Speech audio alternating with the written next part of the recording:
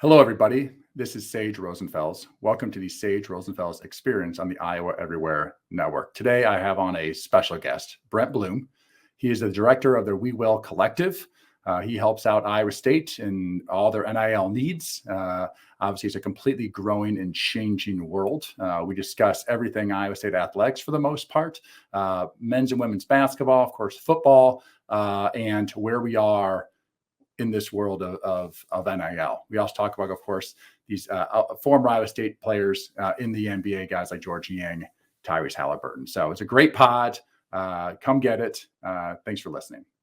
From the Channel Seed Studios, this is the Sage Rosenfels Experience, exclusively on Iowa Everywhere.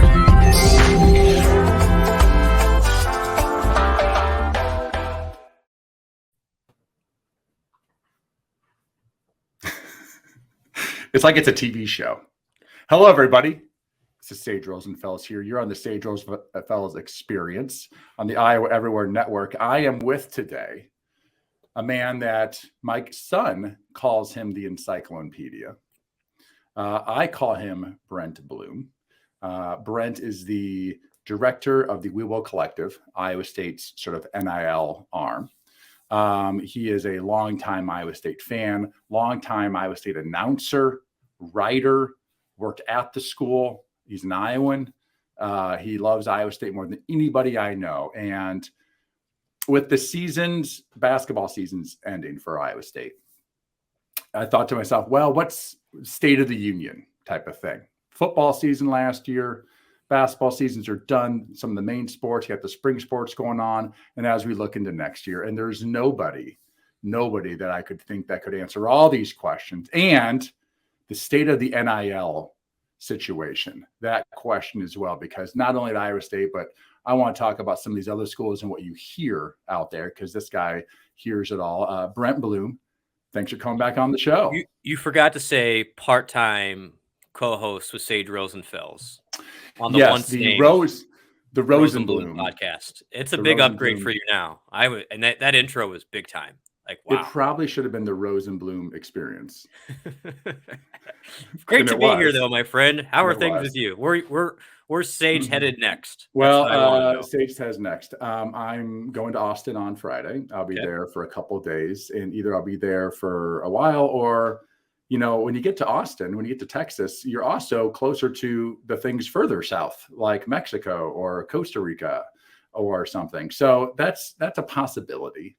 It's got a good airport there. I like the airport in Austin. It's a great airport. Yeah, Austin probably has, of all the airports, I think Austin might have the best airport for the size of it, right? The huge airports suck. Austin's still sort of a mid-level size airport for the most part, but it has like good restaurants, like some of the better restaurants in town that are popular that people like. They have those restaurants at the airport. They have live music throughout the day. It's gotten busier and busier. I will say that. I like Austin outside of the obvious. Yeah, I know. What's interesting about Austin is in bigger cities, you think everyone is sort of like in Ames, everyone's pretty much an Iowa State fan for the most part. But in Austin, actually, it's not that much. A lot of people don't care at all. Like they're not from there. Their business is there, whatever it might be. Or they went to another school. There's a building in Austin. At the top of it has this really sort of odd crown on it. You're like, what is that building? That building was built, and the architect was a Rice Owl grad. And that building looks right over Austin's Texas campus. And got everything was passed. This is what we're going to build. Great thing. And then only after the fact that the thing was built did he come out and say, well, the top of that looks like an owl's head.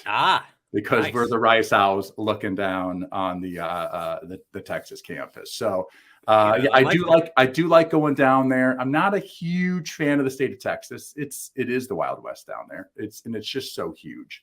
But I do like Austin. It's got great weather. Their spring's already here. It's 85, and I like to get outdoors. I'm an outdoors person. I had JD Schulten on the other day. Nice. We talked about indoor, outdoor living, Midwest, very indoor because of the weather, but also we just have so much land. So you have to drive from place to place, right? And so you sort of end up being in your house, your car, back into another business or a restaurant, and you're sitting a lot, which probably hurts our ability to be healthy.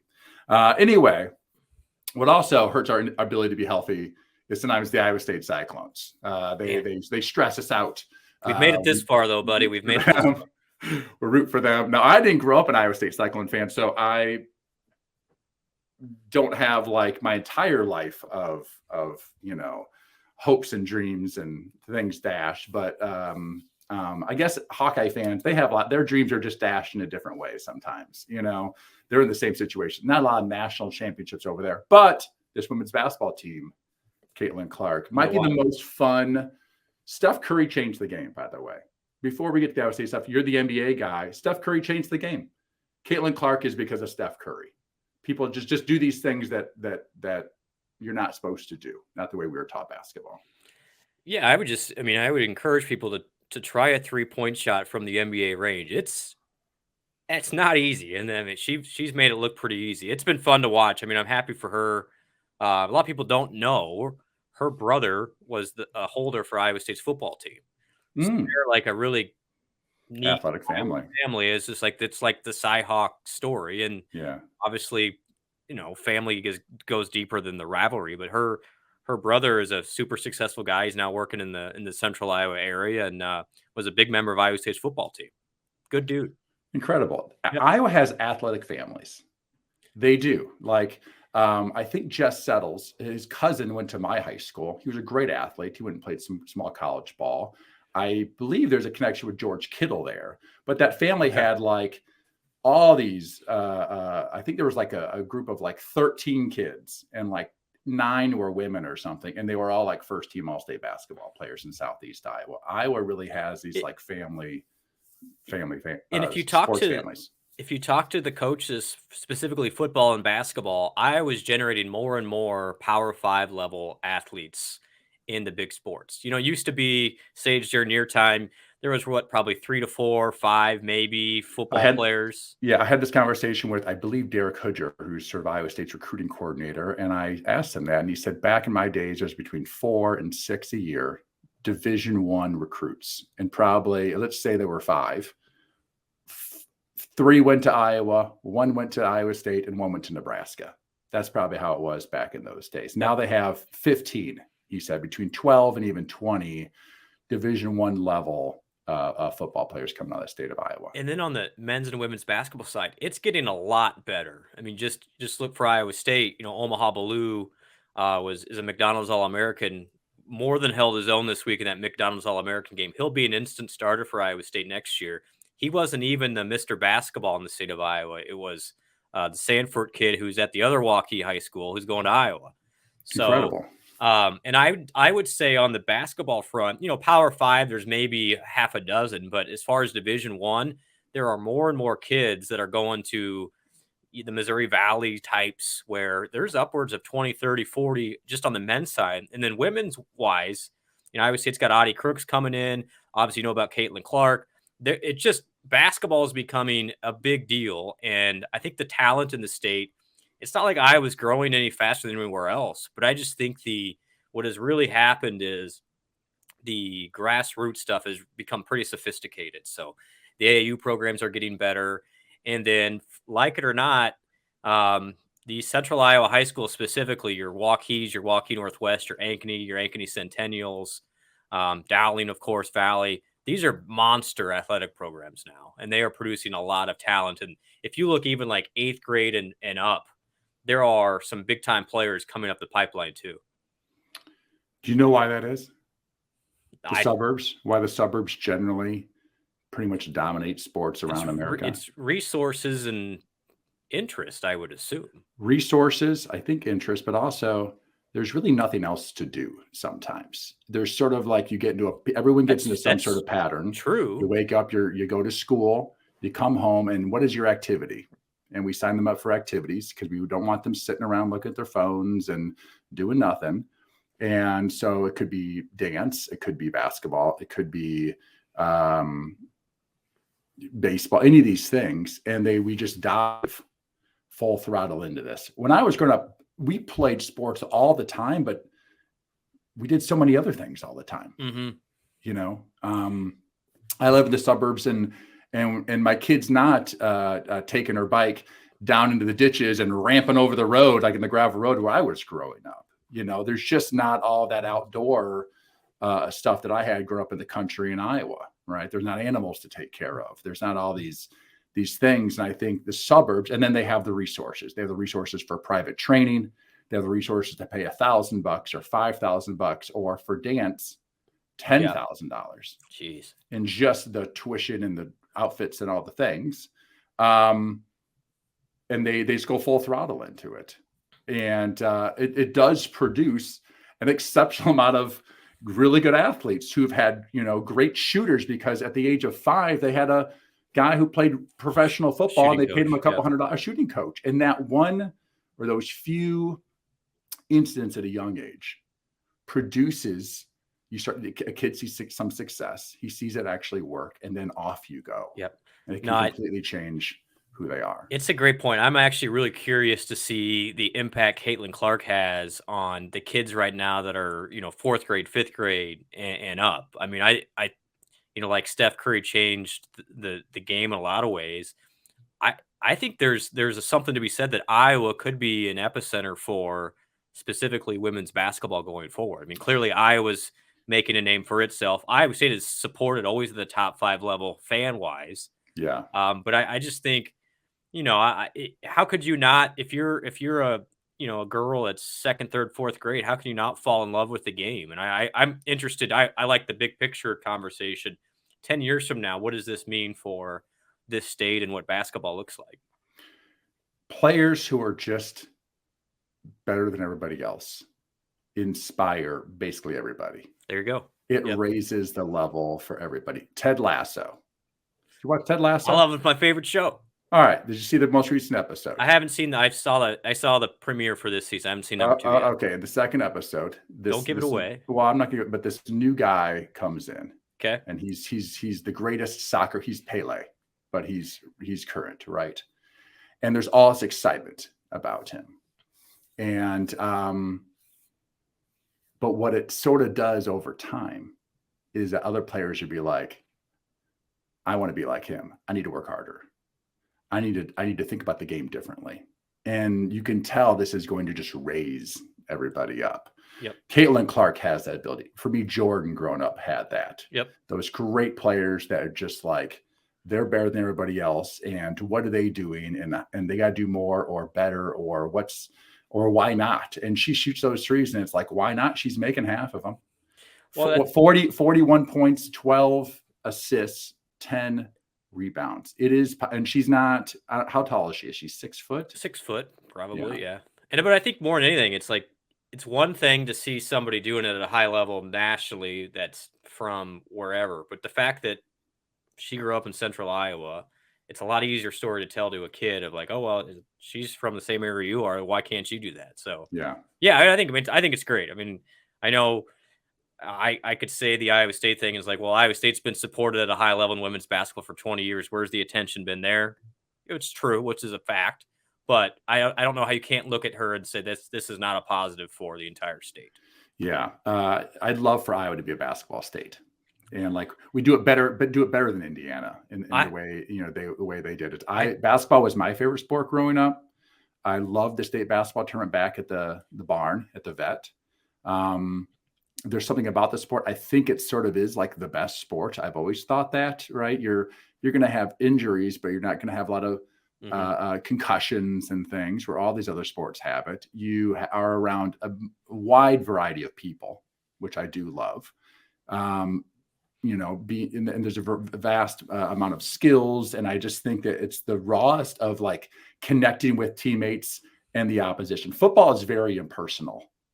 It is with your teammates, but the other team, it's very impersonal. Wrestling's very personal, right? Yep. Tennis is, the ball is the only thing that's personal, right? So there's this other person, but the physicality of basketball and the athleticism, I've always felt it's a great, and I know Iowans have always loved it. And it would be cool if Caitlin Clark brings not only Iowa, but also Iowa State to like this whole other level. Because Iowa State's been a fantastic program since Bill Finley's been there 6 years. Yep. And not generally the top in the Final Fours, but I think that's two programs that can be phenomenal college basketball. And here's, I think this will tie into the rest of our conversation. I do think there is a much better chance for the two big in-state programs in the state to be successful at basketball than to be successful at football, because it's a numbers game. And in this era, until it's regulated, which we'll get into, this is why Creighton can be really successful at basketball. They don't have a football team. They focus all of their resources just on basketball. And Nebraska could be successful at football because they don't have a basketball team, even though they have a basketball team. Yeah. I mean, so I think and that's a good dig. I like that, to our guy Fred.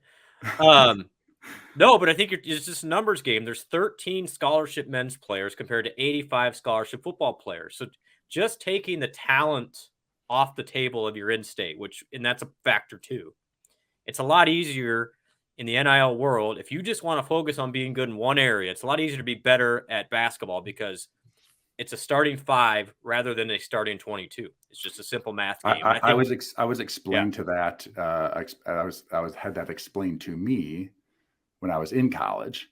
I was talking to one of our coaches and we talked about that. Why is it so hard to turn a football program around? He goes, well, basketball, you have 5 players. You get 2 or 3 really good players randomly into class. And then you get some role players and you got a guy or 2 off the bench. It's not bad. You can have yourself a heck of a season. In football, they're starting 11, but you really need like 50 really good, good football players and some great football players. And there's so much a development issue there, physical size and gain 30, 50 pounds. That takes time. And so you have to have something like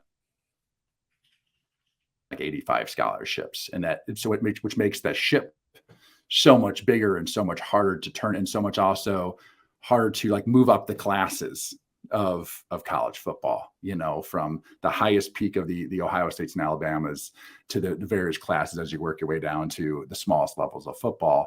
It's such a big ship. Where basketball, a good coach and the right couple of guys. What school is this? There was Fairleigh Dickinson didn't have a band, I think, and so so basketball it can happen, and that's why. And of course, you're right in the middle of that. I do think it's interesting if some schools just want to be really good at one sport, they have the ability to do that a lot easier than at any time in history, because they could just focus all of their resources. Now they won't, because football is still the animal that brings in all the revenue that lifts all boats. But if somebody really wanted to focus just on basketball, and this is why I do think those Big East schools that don't have football programs are going to be a player until the end of time in this world, because they don't have to pay the 85 football players. It's huge. And so it's a huge advantage. And so if I'm buying stock, I'm buying stock in the Creightons and the Villanovas and the Marquettes and the Georgetowns, because the St. John's, they don't have football. They also have that thing called private school money, and that too, private school the money base many times is larger per degree, as my guess. I don't know than public school money. Of course, they don't have the numbers, but you're right. I live in Omaha and Creighton here. It's the NBA game in town, and it's like an NBA arena too. It's not cozy like Iowa State or Duke or something. It's just like all those other arenas, and they fill the place up. They get 18,000. They win. McDermott's got a great thing going on over there, but they started as a Northern Iowa Drake Conference school back in the day. One of my good friends, Brody Darren from Harlan, Iowa. Yeah, I remember him. Yep. Played basketball there. And of course, they have jumped up to the Big East. And I got to see Xavier play twice this year. I got to see him at the Big East tournament. We'll talk about that. By the way, the Big East tournament, I like going to Kansas City. The Big East tournament's next level. Some year, skip like the Iowa State and go to the Big East tournament. It's a whole different level of these people are taking trains and guys weekends, trains in from Providence, trains in from DC. All the schools are in that area, and they come in on like Wednesday, and they just stay until Saturday, and they just have like a 3 or 4 day. There's games all works for the Giants, and he has 100 people, a random group of friends where they get together, and end up being pretty late nights. And you can have some late nights in New York City, in that neck of the woods. It's interesting. If honestly, I think Creighton's a top 10 job in men's basketball right now. I really do, which is weird to say, but it's true. Yeah, so I got to see Xavier play. I got to see Marquette play. Fantastic club. I actually saw UConn play against Iowa State out there in Portland over Thanksgiving.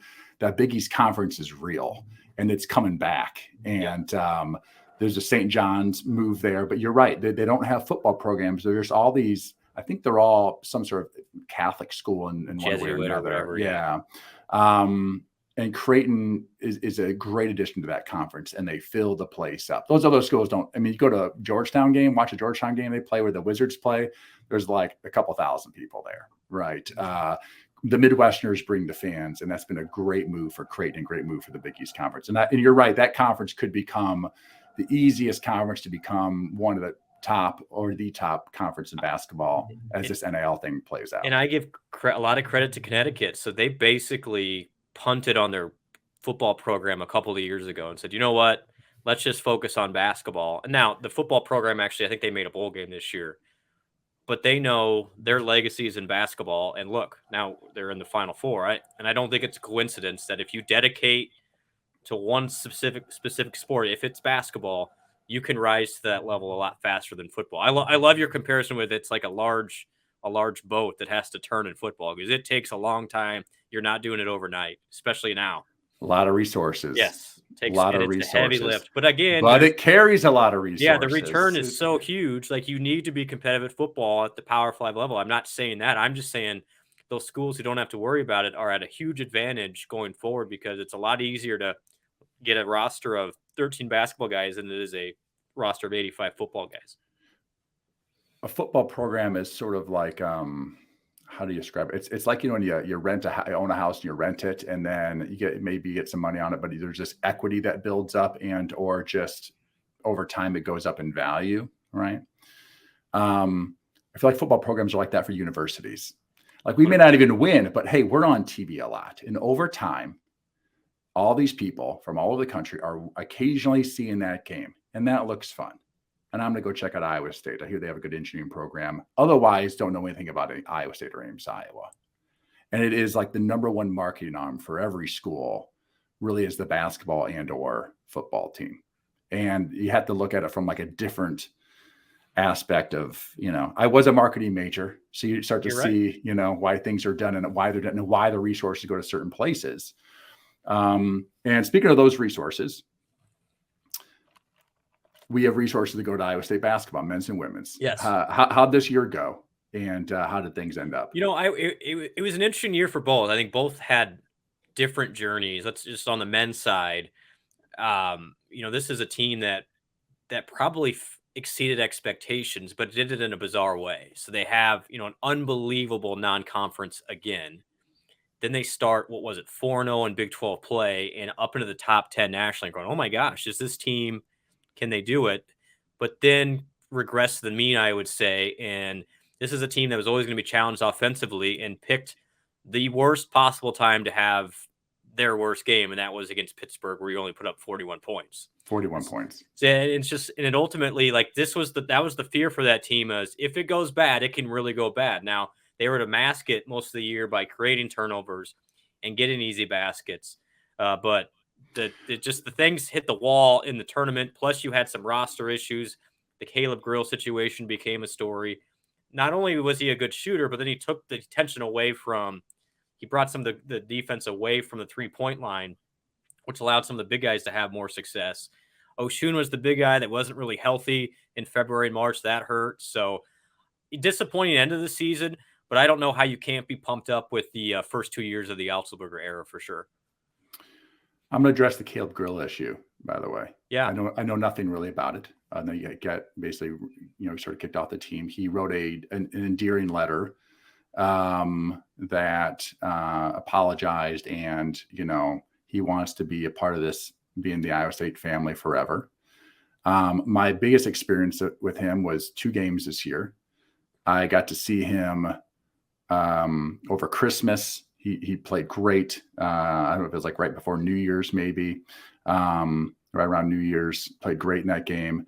And then early in the year, Iowa State played North Carolina in that the Nike Classic out there, the Phil Knight Classic. Yep. And by the way, if Iowa State plays out there next year, make it a family trip. You can pay $50 and sit like in the fifth row. No one's at these games. It's Thanksgiving. Who's going to Portland? But you get all these great teams. So I'm watching Iowa State, North Carolina, sitting in the third row, and grill was on fire. And I was firing up the grill to all the Carolina fans around me, and they loved it. They're like, oh, what a great, phrase for one of your players, and they were great fans, and we had a good laugh about it. But that is a tough situation. You have those on teams. Sometimes it brings things together. Sometimes it rips things apart, coaches, players, whatever that type of situation is. Either way, the season had a lot of promise, but at the end of the day, I thought it was a very high quality season. Iowa State plays in this Big 12 conference basketball. Didn't do great in the tournament, but overall, I think it's one of the top 2 or 3 conferences in America, top to bottom, for sure, no question. And they were a little limited this year. When the 3-pointers weren't going in, they weren't scoring. That was it. I watched enough times where they didn't score a ton inside, but if you weren't making your 3-pointers, if they were 1 for 10, they were going to get beat, and they sort of lived and died by it. And they were a streaky team. They just didn't have that player who could we're going to go to that guy and we're going to feed this guy, and he's just better than everybody else. He is not Caitlin Clark, but he is just this. He's one of the best players. He's the best player on the floor. And Iowa State didn't have that guy this year. And I think the question is in the future is well, is Iowa State always going to be this way? And the answer is no. Yeah, I think what this staff has done a really good job of is they knew when they got here. I mean, basketball is pretty simple. You got to put the ball in the basket. Even you can figure that out, Sage. When you don't have guys that can do that consistently, you have to muck up the game and kind of make it a grinder. And they came with the philosophy last year. You're coming off a 2-win season. You don't have many offensively skilled guys. Let's create chaos and be a defensive focused team.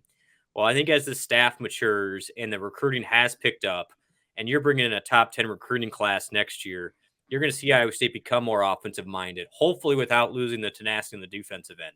So you're not going to go like Hoiberg era where you're putting up 85 but giving up 82. But I don't think you'll be as good defensively. The guys they got bringing in that are coming in and that they're actively pursuing in the portal, they'll be able to. I think they'll be a lot more effective offensively next year, which hopefully then gets a little deeper in the tournament. I always say the tournament's the best way to determine a champion. But in that tournament, you need guards that can put the ball in the basket consistently. Yeah. And Iowa State was never built to be a sustained tournament team. I think they'll get there eventually once they pick up some more skilled guys in the portal and to get the freshman class coming in. It should be interesting. They're fun to watch. Culture and talent and X's and O's are this sort of combination, I feel like, that goes into any team, any sports team, right? Football is like that. It takes a long time to change culture, and also culture is always evolving, I feel like.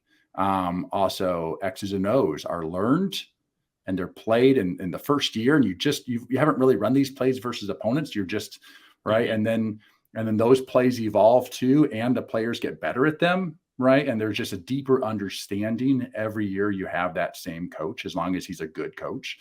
But if you have that culture, I feel like you can grow the ability to even deeper understand defense, so they play even better on defense. And then these young guys come in, there's already this thing in place. Exactly. These plays have been run for a couple of years, and here's the good and the bad. First we start here, then we go to here. Then now we're level 4 of this play, that the first year we just got to level 1 and 2.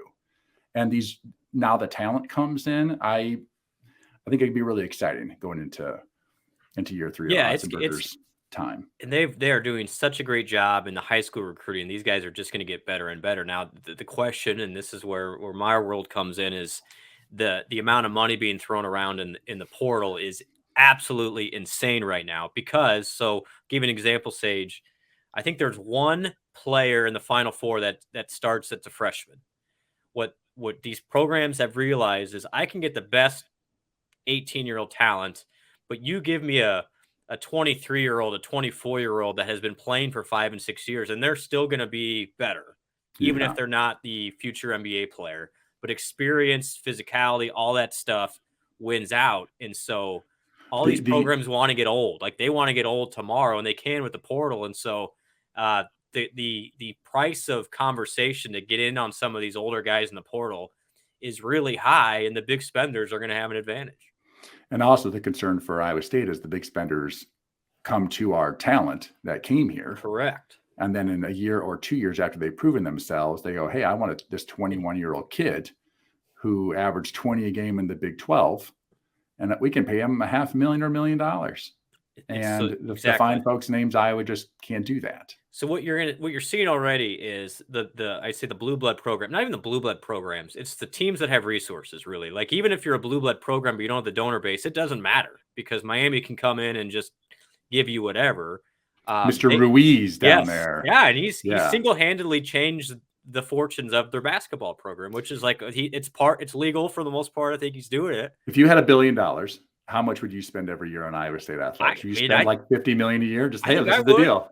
I think I love it. Why not? 5%. Yeah, 5%. I'm still getting my return. As long as your money's not in Silicon Valley Bank, we're good. Right. So, what you're seeing though is these teams with resources. They want to still recruit freshmen, but what they're doing is they're basically saying, you know what?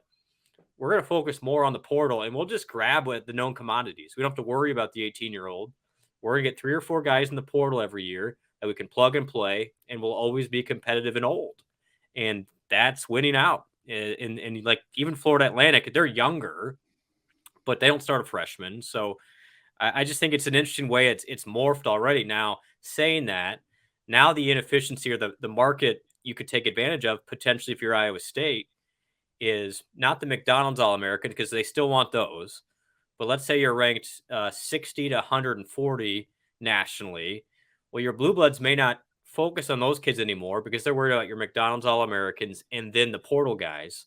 So perhaps it shifts now to a development situation of getting a guy, recruiting, and then developing them for 2 or 3 years. But to your point, Sage, then you got to keep them. And so, NIL is just a big part of all of this because you're not only worried about attracting talent with your NIL opportunities, but then also retaining that same talent once they're there. A player can only transfer once. Is that right? So yes and no. It's changed already. The last couple of years with COVID, it was pardon my language. It's been a shit show. Just because they were handing out waivers like they were nothing. Because it was COVID. And it was the free transfer came plus all this new legislation. So now where it stands is you get 1 free transfer and you can also have your grad transfer. So you could technically transfer twice after you graduate. But the past couple of years, it's been like some of these guys have played for 4 schools. They've just been giving waivers out like crazy. So there is still the possibility if you apply for a waiver for a hardship of some sort, you can get multiple transfers. Supposedly, they are cracking down on how hard the hardship has to be. So it can't just be, oh, I didn't play much, give me a hardship. It has to be something fairly substantial for you to get a waiver to transfer another time. Where does Iowa State women's basketball stand in this? How different is the women's game versus the men's game? Yeah, we all know that the money in college sports is in the men's game, but the women's game is also extremely popular as well. Yeah, and I would say it's getting to a point at the Power 5 level where every single women's player is getting some base NIL compensation. That's where it's trending. So to even be on the conversation in the transfer portal for some of the women's players, you need this X amount of NIL opportunities. That's really grown. Last year at this time, Sage, there was probably 50% of the schools in Power 5 that had a collective of some sort. Now it's 100%. So while like us at the We Will Collective, we've increased our resources substantially, so has everybody else. And so it's just kind of people are trying to figure out how to best utilize those resources. And women's basketball is becoming a factor in this whole conversation. You had several LSU players on the women's side making 6 figures this year. You're going to see more and more of that, as LSU is a good example. If you spend money with a good coach, look at them now. They're in the Final Four, and they won, 8 games 2 years ago. So you're seeing more of it. On the Iowa State side, they've made some news this week they've had a couple of players transfer out. And I'll just say this. I think the first reaction is, it's either NIL or it's, a power struggle with the coach. You're still dealing with 18 to 22-year-olds. And Sage, you've got kids at this age.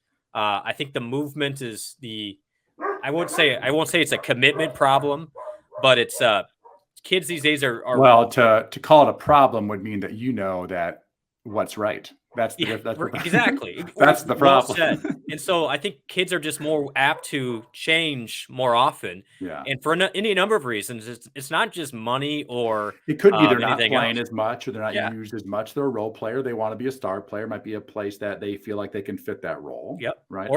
I wasn't disgruntled when I was at the Houston Texans, but I wanted to start for the Vikings. So how do I get myself out of here? Yep. It could be style of play. It could be, hey, maybe you just don't like your teammates as much as you used to. Could be a sick parent, and that school is in the same town. Yeah. And we don't know. You're a 19 to 21-year-old. Like, look at the job market now. I think people change jobs every 18 months until they're 30 years old on average now. Yeah. So I just think there's a lack of contentment with where people are. Now you throw in the free transfer and then some with NIL, and you're just going to get more movement in the women's game too. And so that's why I think that's what's happened for Iowa State women's basketball. They lost 2 starters in the portal this week. And, the phrase I think coaches are going to have to use is the portal taketh, but the portal giveth. Like you're going to have to year to year. It's got to be a conversation, and you can't have concrete plans. Sometimes those kids go to the portal and they come back. It's possible. Right. Yeah. I mean, if you could be a free agent, believe me, if you could in the NFL be a free agent every single year, that's what's happening. The reason you don't want that, actually, if you don't play well, you're like me, that might be it for you. But if you have a 3 or 4 year contract, the chances are they might keep you next year because there's a cap issue there. So well said. Like, if you could be a free agent though, and you're playing halfway well, you want to be. And I don't know, the whole world has obviously changed with it. It's pretty obvious watching both Miami men's and women's. The women's team did sort of the same thing that Ruiz decided, I'm going to put money into these 2 sports, and probably try to do the football program as well. And there's no guarantee for success. I think that's absolutely a fact. That's very true. Culture, coaching, all that stuff still matters. However, here's another thing though. At the end of the day, for the most part, 20 years from now, we'll go back to this conversation, but for the most part, the blue bloods will just still remain the blue bloods, right? Alabama, they're not going to have probably as much money as some of these other schools, but they're still going to be one of those schools. Ohio State is still going to be one of those schools, and they have so much money also. But does that really change all that much? Like, I don't know. Other than the fact that when Iowa State does have good players, that they can be taken away and to these other schools for $1 million, But again, we can go to these smaller schools and say, hey, you were really good at a smaller school. We see you as a development prospect. You fit right in. And now we're back to where we were before. And we're just exchanging players up and down. Yep. But everything actually in reality, the race is, but there's movement in that. That, as you said, like Creighton basketball couldn't do this unless now it was in this Big East conference that everyone's throwing their money into. They can get to a higher level than maybe what they were before, quicker if they can start using NIL money for their players. Yep, exactly. And there's no guarantee for success. I do think that these schools can quickly accelerate. Like K-State's a good example. They didn't really spend money necessarily, but they had 1 scholarship player returning. They turned over their entire roster, making Elite 8. I think in basketball, you can really turn it around fast with these free transfer rules. And Sage, there's 1,400 players in the portal right now for men's basketball. That's an average of over 4 per team last year. So, at some point, it's just going to be, it's just an annual thing. Every year is a different team. That's the way it's going to be. You love Iowa State. You're not going to get, you're not going to fall in love with the players, right? I grew up falling in love with BJ Armstrong and Roy Marble and Hoiberg, right? These players that were there Victor for 4 Alexander, years, and you got to know them. And that's just not going to be the way it is now. It's like, oh, remember that one Iowa State team? They won it. Who was on the team? And it's like, you might know a player. Yeah, it's true. And it's the way it is. And I think the coaches that really adapt to that and are 2 steps ahead are going to be more successful. It's like adapting to social media. Like, hey, you're going to have to need it. That's the way it goes. You can't have kids want to come to your school and not have some sort of social media team. That's just the way it is. In football is a little bit different still because just the vast numbers, it's hard and it's harder for people to move the needle. Now where they're seeing the big numbers in football are at the quarterback position, at the defensive end position, and at the corner position. So it's almost a direct in left tackle. It's almost a direct reflection of the National Football League. Right. So who are the most valuable people?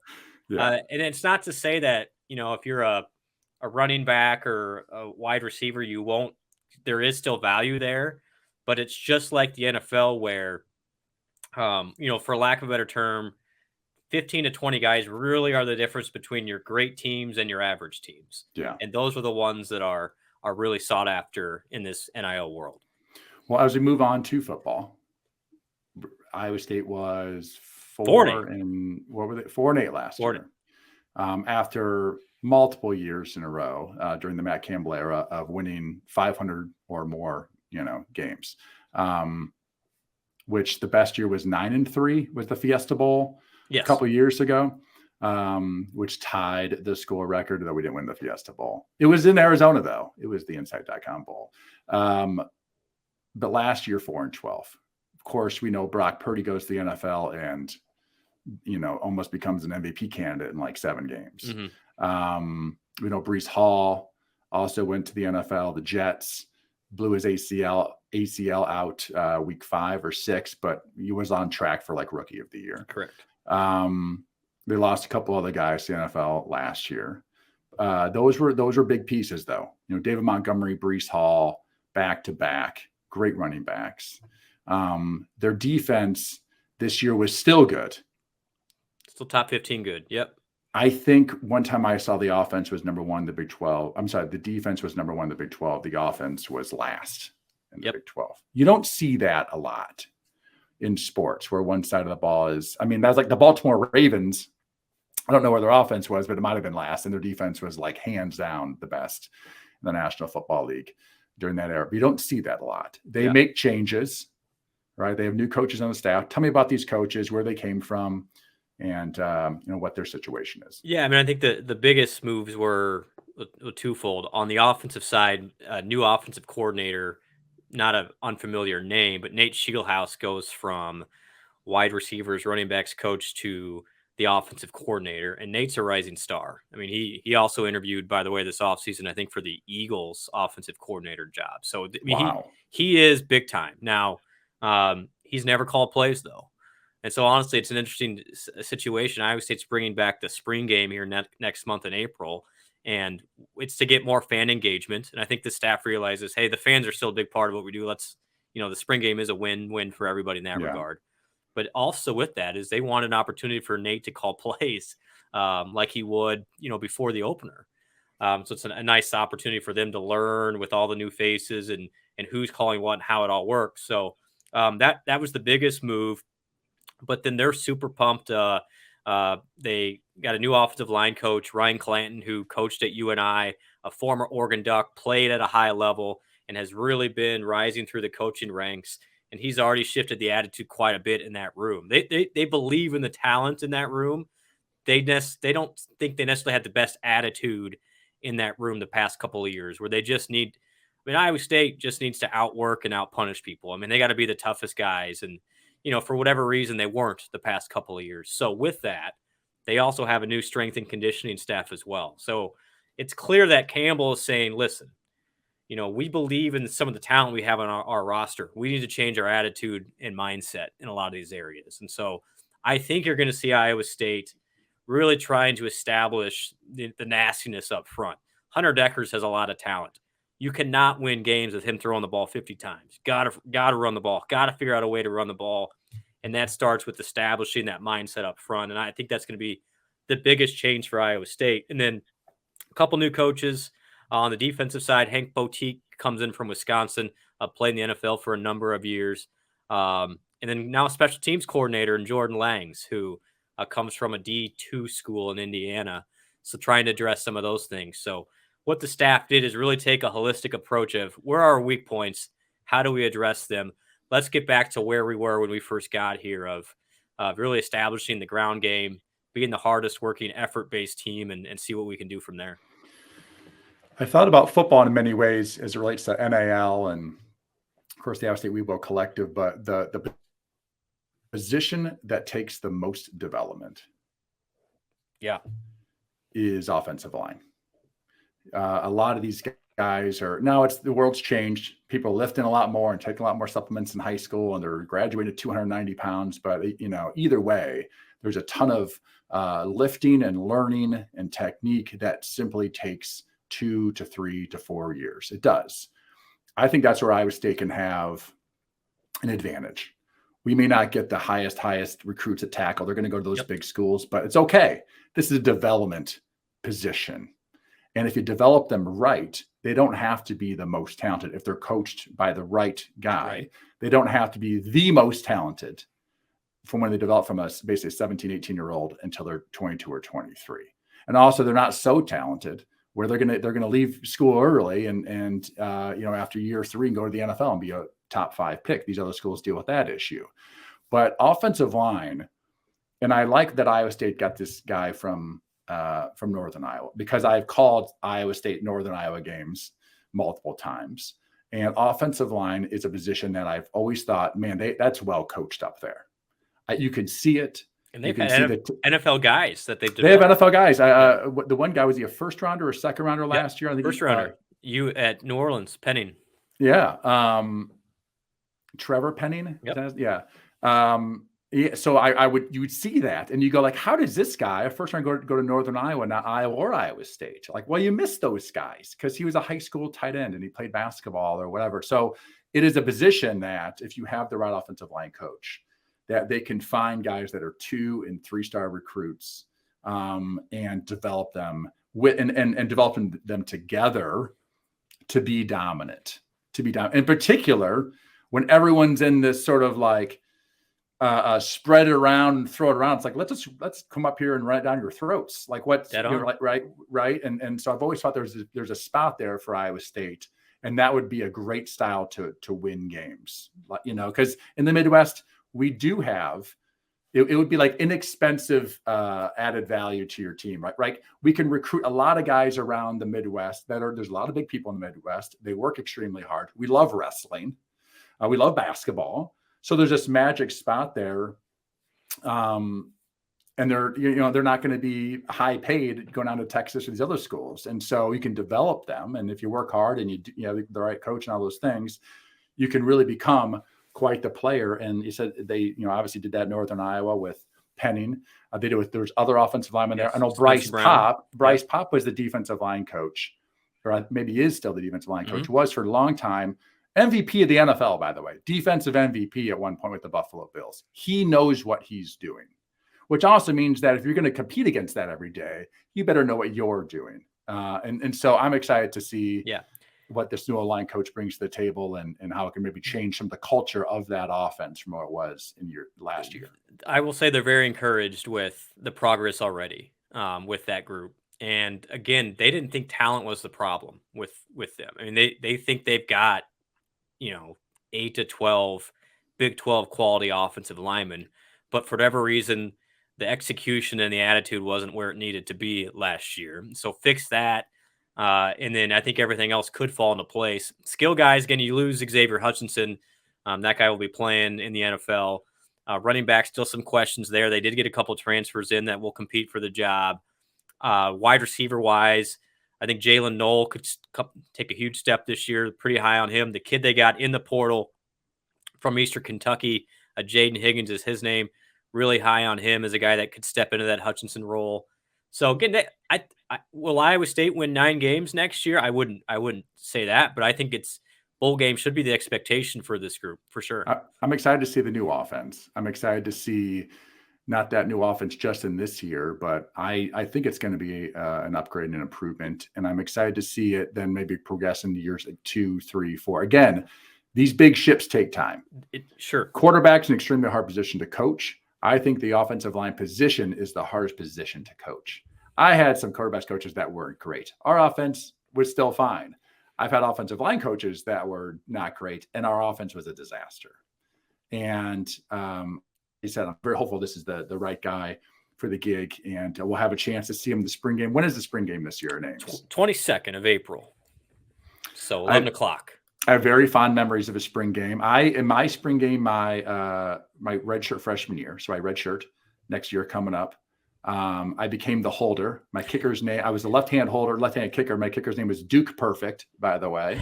There's nothing better than like that. I mean, I feel like that's like a story in all of itself. Like the first time I held, the kicker's name was Duke Perfect. That was his name. Better than that, the kicker's last name being Shank. Yeah, but I played well in the in the spring game, and it was a super windy day, and I threw a couple tight spirals on some seam routes, and I was of course running like the number 2, number 3 offense, and that got me to be the number 2 quarterback going into that second year. And I became the holder, but I had to switch because our kicker was Jamie Cole and he was right-footed. So I learned how to kick to hold both ways, and then that ended up serving me well in the NFL. It's incredible because I end up being a backup holder, and that adds value to you as a player to be on the team. If it fits in your travels, you need to come over for the game on the 22nd. So the We Will Collective is hosting a letter winners only former players social after the game. So I will see. I see if I can make that. I would love to be over there for that. Yeah, I would love. So our goal is to have over 100 plus former football players and share with them kind of what our goals and vision are. And ultimately, the best advocates for us in this whole thing are the players who didn't get paid, for lack of a better term, because I think you guys understand more than anybody that, gosh, these guys, the wear and tear on your body, the stuff that you have to go through, the fact you can't have a full-time job. It's long overdue that we can do something for some of these current guys. I have a lot of old teammates who've got various issues, back issues, ankle issues, knee issues. We got paid nothing.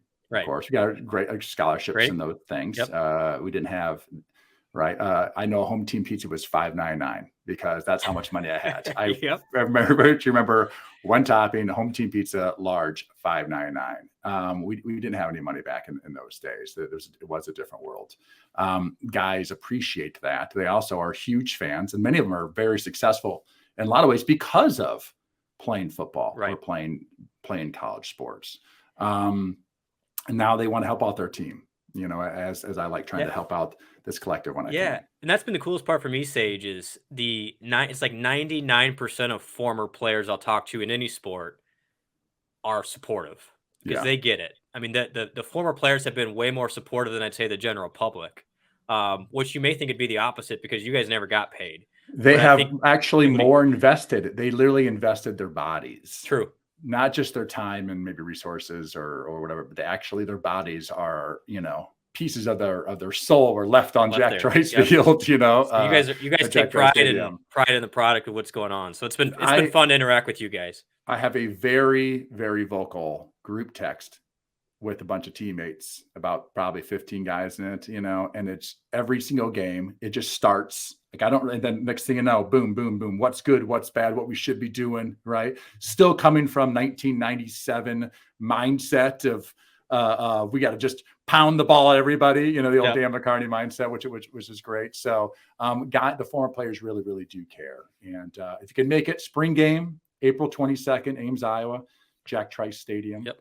At Mid-America Field. Is that what they call it? Mid-American Energy Field. Mid-America Energy Field, owned by Berkshire Hathaway, I believe, and Warren Buffett. That's just so everyone knows. All right.